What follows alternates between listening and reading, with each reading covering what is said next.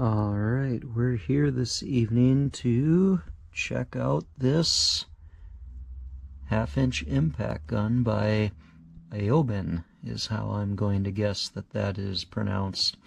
Don't have a real formal way to test or compare these, but I do have a couple other contenders here, including one that is suspiciously similar, yet not the same.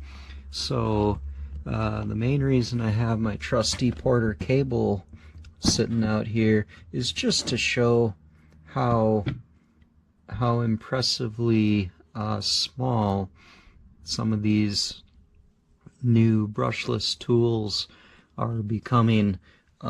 This is rated to have, I think, upwards of double the foot-pounds that this Porter cable can do, and the Porter cable is absolutely dwarfs the AOBEN in weight and size. If you needed to get under your lawnmower to take off a rusty spindle bolt or something, it's going to be much easier to do with something like this versus something like that. And this tool is brushed, traditional brush motor. We have brushless technology in the AOBEN, and they include a 4 amp hour, approximately 21 volt battery. You see 21, 20, 20. These are all 18 volt batteries is what they really are. They're just talking about the maximum voltage hot off the charger. Both of these batteries are hot off the charger. This one came with a 4 amp hour. This look-alike here, I really like this tool too, by Savum, only came with a 3 amp hour battery. Not to knock on them, I really like this one, and I think I'm going to like this one based on how similar they are. We're not going to need the Porter cable for much else, so it's just kind of a little suspicious. The batteries interchange between these, but that's not that weird. They both have a light on the front, and they both have the same control system down on their bases. They're essentially working the same, so you pull the trigger a little bit and you can see your battery life on the right shows for a moment, and then depending on if both these tools are in the forward direction, so the single LED here on each of these is indicating that they're in low power mode versus a high power mode. They both work the same, so I'm just going to pull the AOBEN one aside here to show you that in forward you have high and low, so in low you get, if you go to high power, very dramatic change there. I'm going to put it back to low. Now it's only this one button, but it matters which way you have the tool. So if I put the tool into reverse, you no longer have a high and low. In the reverse setting, you have an option for the brake stop to be on or off. And the brake stop is kind of cool. The brake stop will automatically shut off the motor when it detects that the fastener has come loose. It won't do it when there's no fastener, but when it's enabled, it will basically automatically stop in that mode rather than fling the fastener across the shop, which is kind of cool. And these both have that same feature, but they don't work identically the same. This one will actually stop without a fastener. So you can see I still have the trigger pulled. It stops when the fastener has come out, but this one didn't detect a fastener, so it just kept running. But essentially the same type of control system on both of them, with a high-low in the forward direction and a battery readout and a brake stop feature. Not identical though. As similar as they are, the anvil head on the AOBEN has its mounting bolts through the face, whereas on our Savoom they go through the back here, and there's just a few subtle differences. I can't tell a huge difference in weight between them without their batteries, and they're pretty similar in length. The AOBEN has maybe a slightly longer power head, and I mean by a fraction of an inch, 1/8 inch to 1/4 at most, but slightly longer. And this one is rated for higher torque, so it could have a little bit different motor there, but pretty comparable. I don't really have any good way to directly compare them, but I have a few old bolts lying around, so I'm thinking we're just going to stick one of these in the vise and try to I don't know exactly what we're gonna do. Run the tools on that bolt and see if we can break it, or get it so tight that one of them can't undo it, or something. We're just gonna wing that a little bit. Nothing scientific. See what happens, but you know, handling, fit, finish, good balance. It's similar to the Savoom, but much nicer than this very heavy Porter cable. So I don't know, let's see if we can break a bolt and do something interesting. Alright, my apologies about the state of the shop and the workbench around here. It's just kind of a mess, but it is what it is. Let's just run this bolt in a little bit with the old brushed Porter cable and see how that looks.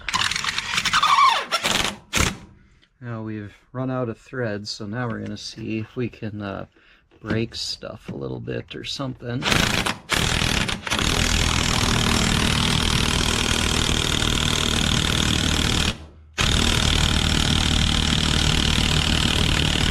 Alright, I think that's about as good as the Porter cable is going to drive that poor thing. It should be fairly difficult to remove, one would think. So let's see if the AOBEN in reverse, and we'll turn on the brake stop feature, see if we can demo that. We'll see if the AOBEN will pull that out, although I'm pretty sure it will. We'll see if we can demo the brake stop feature. There's no speeds in reverse, it's just out with it. So let's see.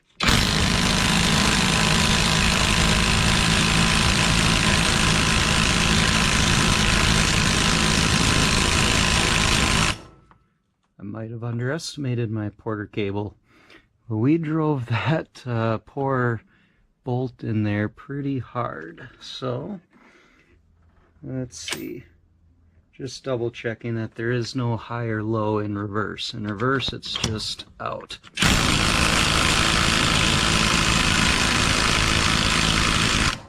That's pretty impressive work of the Porter cable. Not exactly the spot that I thought we were going to be in here a minute ago.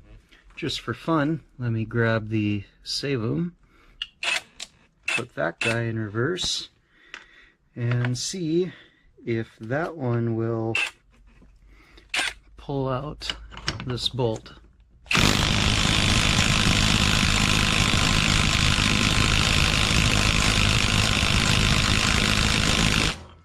No, apparently the Porter cable drove that thing in plenty hard.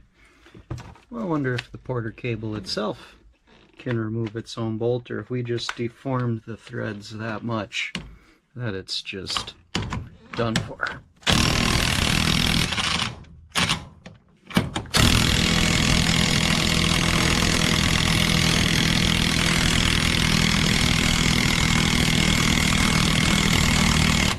That's pretty interesting.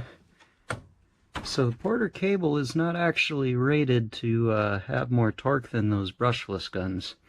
This is not at all what I was expecting to find. This isn't even an original battery. This is just some aftermarket 3 amp hour battery. Apparently we've deformed the threads on the nut because it's turning very hard all the way out. We got about halfway out there. So Since it's getting interesting, let's go back to our AOBEN. Now that the Porter cable has loosened it, let's see if the AOBEN can keep that train going. Came out pretty easy once the Porter cable loosened it. Let's drive it back in on low power.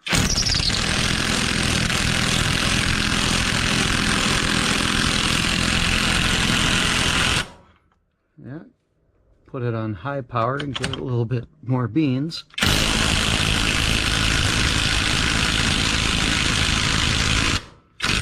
Getting kind of warm, it looks like.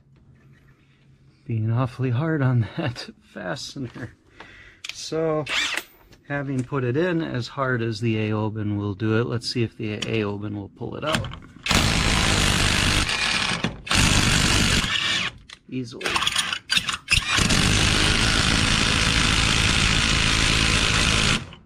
Alright. Gave it a pretty hard push with the AOBEN. Let's see if the Porter cable will drive it further. Watch closely to see if this thing moves. Not much different. A little tighter maybe. Go back to the AOBEN and see if we can pull that guy out.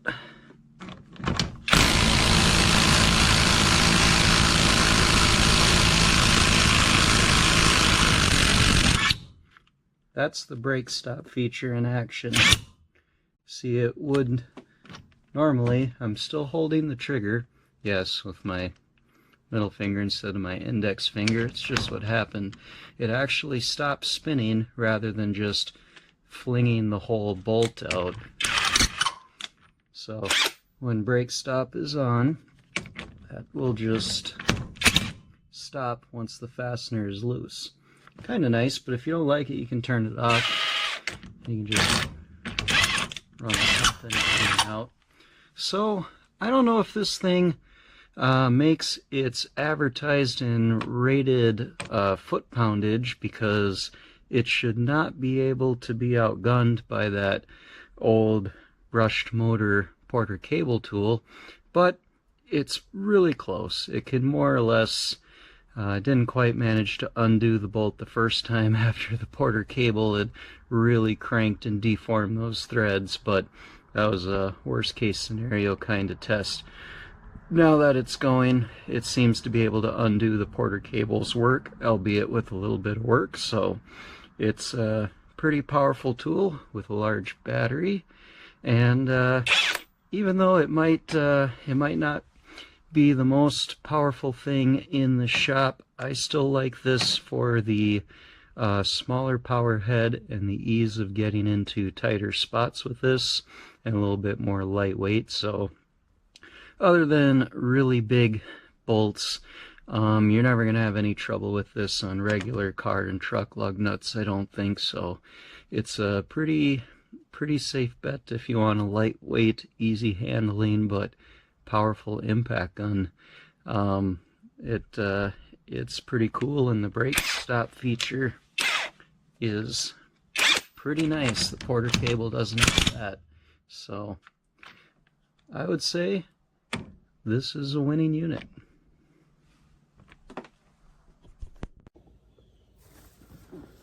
Okay, unveiling.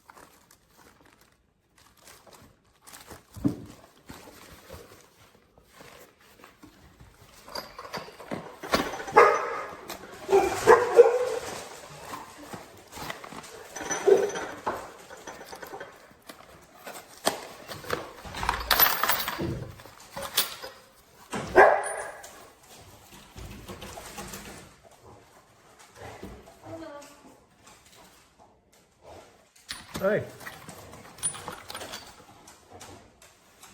Hi guys.